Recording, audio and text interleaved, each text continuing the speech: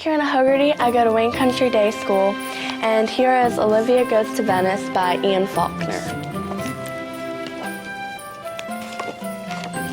It was time for spring vacation. Olivia decided that she and her family ought to spend a few days in Venice. There was a lot of packing to be done. "Olivia, you won't be needing your snorkel," said her mother, "or your flippers. Mother, apparently the city is underwater or your water skis." As they went through the airport, Olivia was searched for weapons.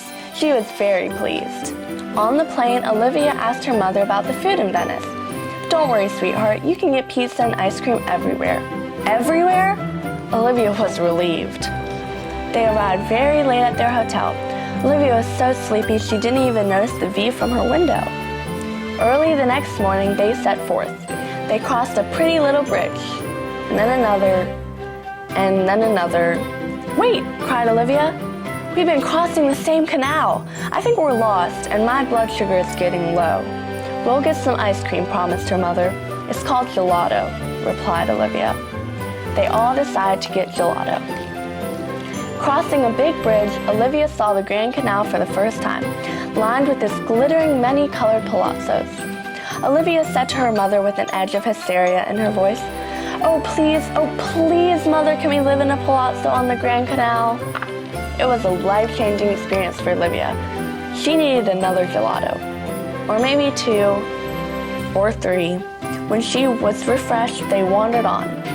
Finally, they passed through a dark archway and into the Piazza San Marco.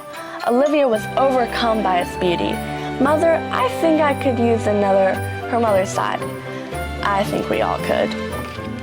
Olivia wanted to buy corn to feed the pigeons.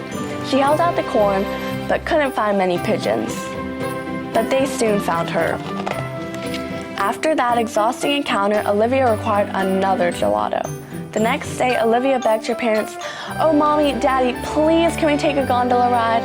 Gondola, gondola." Olivia negotiated the price. The gondolier waved them aboard with a gallant prego.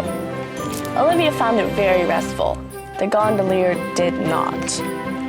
They came out onto the Grand Canal and passed under the magnificent Rialto Bridge. Eventually, they emerged out from the under of the Bridge of Sighs. Olivia sighed. By now, Olivia was completely entranced. "I must have something to remember Venice by. I must find the perfect souvenir." "How about a chandelier?" "Olivia, that's bigger than your room," said her mother. "What about a gondola?" "Sweetheart, try to find something you can carry." "Lace? Very pretty, but not very Olivia." "A mask?" "No," thought Olivia, "I'll only wear it once." "Perfume?" Olivia doesn't really like perfume. Besides, she's planning her own line. On their last day in Venice, Olivia and her family went back to San Marco. The Basilica was all peach and gold in the late afternoon light. Mother and father were finishing their coffee. Olivia and Ian were playing by the bell tower. "I found it," cried Olivia, "the perfect souvenir." "What is that?" asked her mother. "One of the actual stones of Venice," said Olivia, "from the bell tower." "Olivia," said her mother, "if everyone took a piece of Venice with them, the city would fall down. Now leave that with the late waiter. We've got to get to the airport." Bong, bong, bong, bong.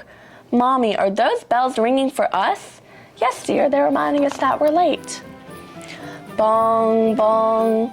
"Oh my, I think we better hurry." Olivia turned to take one last look at Venice. "Look, they're waving us goodbye." "I'll always remember Venice, Mommy. Do you think Venice will remember me?" Probably. As soon as she got on the plane, Olivia fell fast asleep and dreamed. That's it. That was Olivia Goes to Venice. Thank you.